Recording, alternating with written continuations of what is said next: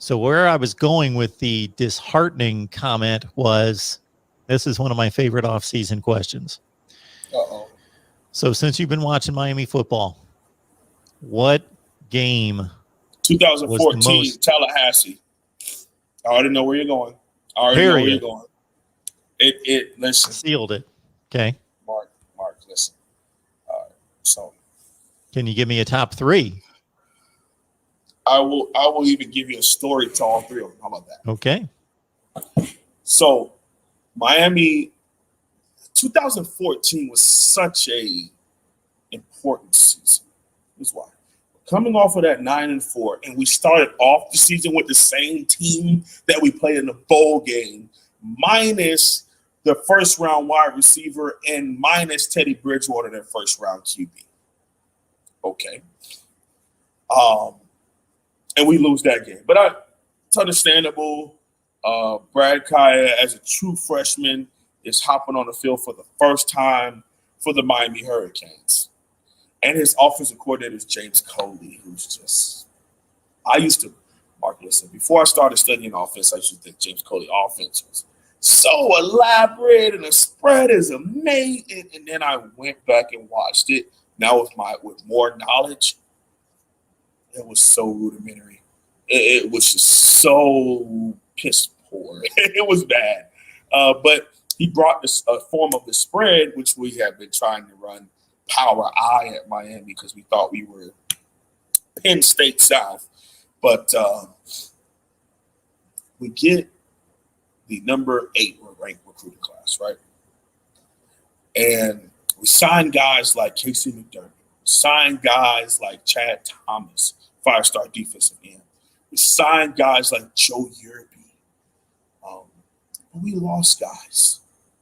We lost guys like Ermin Lane, one of the best wide receiver DB kind of players in South Florida. Dalvin Cook.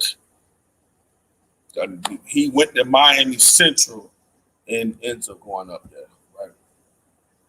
Miami jumps out and, man, first play of the game, Mark. False start, Trevor Darling, right tackle. Second play of the game, play action sack. Third play of the game, slant, incomplete punt, given to Tallahassee. First play of the game for Tallahassee, a dive, stop, Anthony Chickalo on the assist tackle. Second play of the game, we get to the point where we're getting, they went for a play action screen. They ace jet their wide receiver across and they fake it to him and then they throw a screen to one of their scat backs. Denzel Perryman makes an open field tackle on the far side of the field. On third down, they go 4 wide. They go out to 5 wide. We send Jermaine Grace on an empty blitz. He gets shook in the backfield by Winston, but then he's able to quick enough to turn around and trip him up to stop the conversion. They punt the ball back to Miami, right? Okay. And then the onslaught begins. Miami does a stretch play to Duke for about 8 or 9 yards. The next play was a play action post to Philip Dorsett, touchdown Kansas. Right? Okay. I'm fired up. I'm excited. It's my freshman year of college. I'm super excited. And I'm like, all right, we're going to handle these people, and I'm not worried about it. All right. Then we get out there. Winston throws a post against cover 3. I don't understand why he would throw a post against cover 3, but whatever. Deion Bush jumps up, picks off the ball. Crowd's going bonkers, right? Okay. Mark, we throw a little skinny post out of 22 personnel, too tight, 2 running backs. But then out of that 22 personnel, we went to 4 wide. So we get Clive Walford on a middle linebacker, one-on-one in coverage against Telvin Smith, one-on-one in coverage. He gives him a skinny post right over the top. Brad Kaya hits him in stride, and then Clive Walford is pulling away from the team. Here comes Jalen Ramsey to tackle him. Our fullback, number 44, Walter Tucker, comes and blasts him out of the picture. Crowd going nuts. They throwing soda and beer in the air. Miami's up 14-0. All right, cool, no problem. Tallahassee goes on offense. Miami forces a 3-and-out. Punt the ball. Miami goes on a nice long drive. We get to the 1-yard line. It's 3rd and goal. Miami does a short side of the field toss to Duke Johnson. He sneaks in the end of it. It's 21-0 Miami. It's rolling. The crowd is going nuts. Commentary is talking about how this feels like the old Orange Bowl days. Yada, yada, yada. Get a couple field goals in there. Miami's up 33-10 at halftime. Miami ends up losing the game 36-33 on an interception by Jalen Ramsey. The way that Al Golden would lose games was just so heartbreaking because you knew the team could be so much better. You knew the team was so much better, but a mixture of that crappy defense, this elementary behind offense, all this talent, them not really trusting the coaches. It was a bad mix.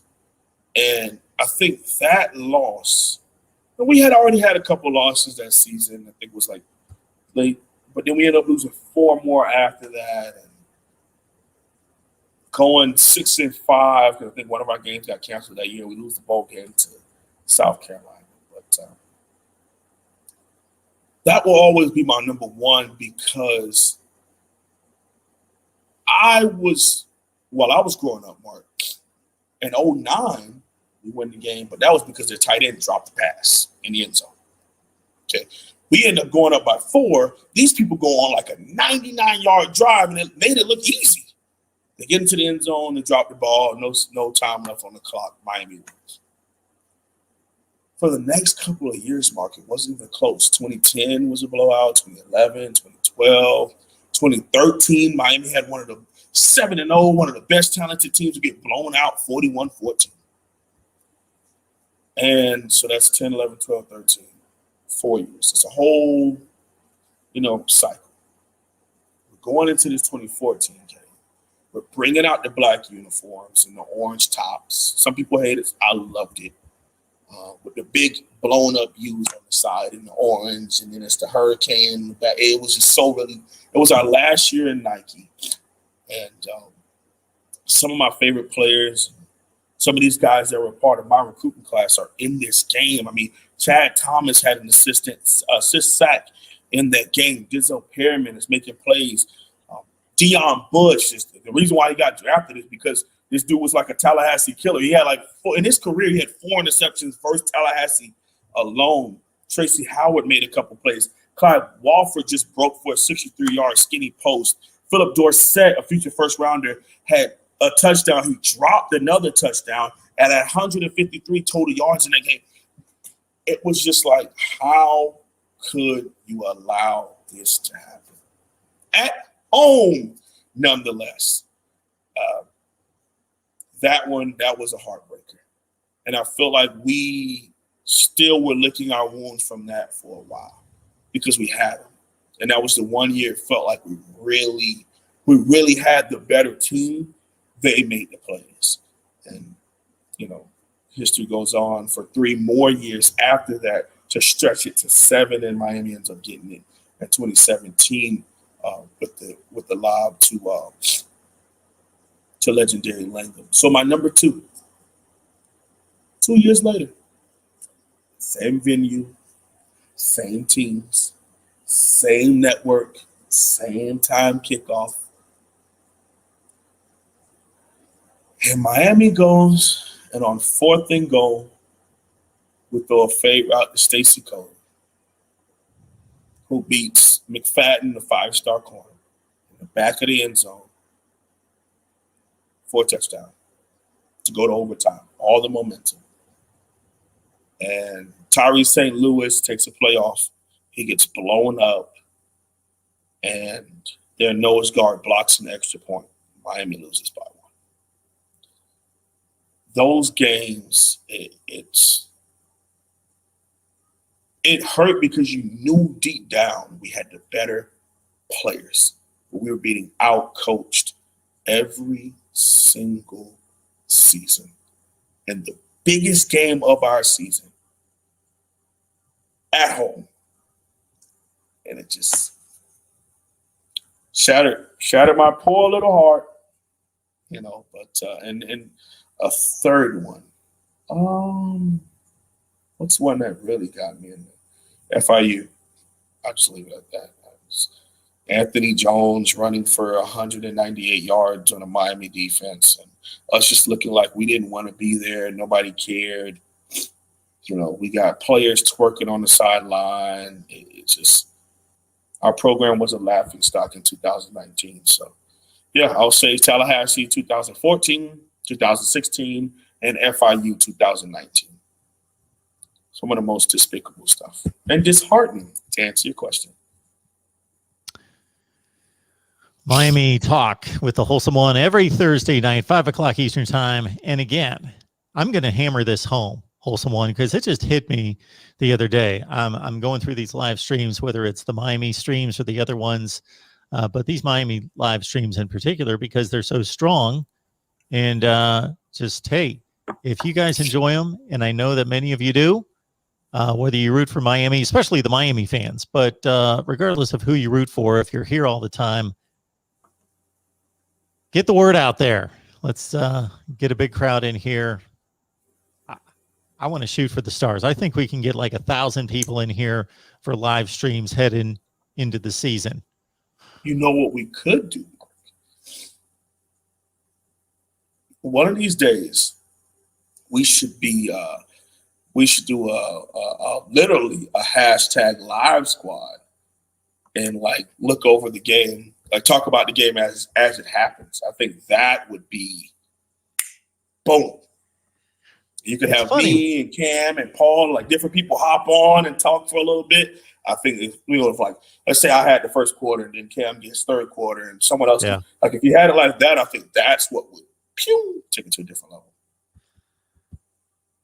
So I didn't think of that, but that's a great idea. What I thought of a few minutes ago when you were talking about breaking down Coley's offense and then having a better understanding later and then rewatching it, I was thinking about having you on here and just throwing in games from last year and just letting them roll and just talking through plays.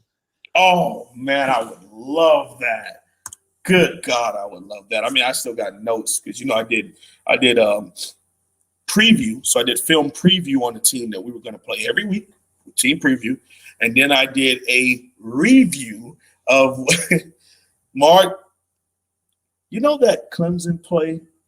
I literally had the film from when it happened, and they called it.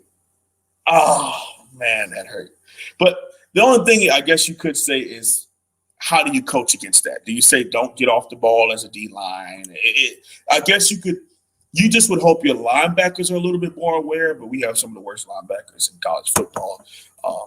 I think a couple of our linebackers couldn't even play at Delaware State, man. They are pitiful. You're laughing. I'm dead serious. It's bad, man. It's bad. Bad. I don't want to take this in this direction too far because it's the NFL, but when you mentioned the Quincy Roche play when he went offsides, and you knew that I knew where you were headed, and I did, I also thought of the D Ford play against Tom Brady. Remember the AFC Championship game a few years ago? Kansas City's in line to win the game. Brady takes a snap. He overthrows Gronk, or Gronk just looked anyway. Gronk tips the ball in the air. It's picked off. There's 30 seconds left in the game. The game's over. The GOAT's thrown an interception. The AFC Championship game's over. And D Ford is not even in the play. He's on the right side of the defensive line. Never got close to Brady because Brady just took a one step and so I hate. Now the official has to make the call and he was offside, but I just hate if there's a call made, I like it to be reasonable where, okay, that was a pass interference and the guy got mugged. That had to be called. Or that's a holding call on the tackle. And yeah, you had him by a horse collar. You got to call that affected the play. I hate penalties when they don't affect the play, especially when they decide a Super Bowl berth. Oh, I should have had no rooting interest or been that disgusted by that, but I was disgusted for days after that. Listen, I'm not a Tom Brady hater by any means. I really love his brand of ball. I was disgusted. I could not believe, for all your years as a defensive lineman, he was a pretty solid guy in college. I remember him in a national championship game versus Tallahassee, and I felt like he had such a great first half, but he just got doubled, dribbled second half. No one else showed up on the defensive side of the ball. There's no way as a defensive lineman that you are that close to the offensive tackle and you don't feel like something is wrong, where you don't look around. And side note, just like I said about Quincy Roche and the focus, if we're watching the play as a defense, you're telling me nobody on that sideline didn't scream, yo, Quincy, back up. You're offsides. Nope. You're at an away game. So the crowd isn't cheering. They're quiet because the offense is on the freaking field. And nobody had the awareness or focus to tell him to back up, get offsides. And Ford, listen, Mark, you talk about fired.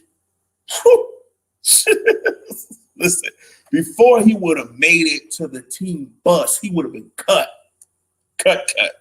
I don't care about it. Don't call me with it. You were offsides at the literal worst time. No, you're right. There's more to a game than just one play, but you will always be remembered for that. I mean, you talk about calls. We're not going to get into that, but you talk about calls that really affected a team and the future of a program. We know all about that as Miami Hurricanes fans. We know all about that. I don't know what you're talking about. Anyway. I bet you don't.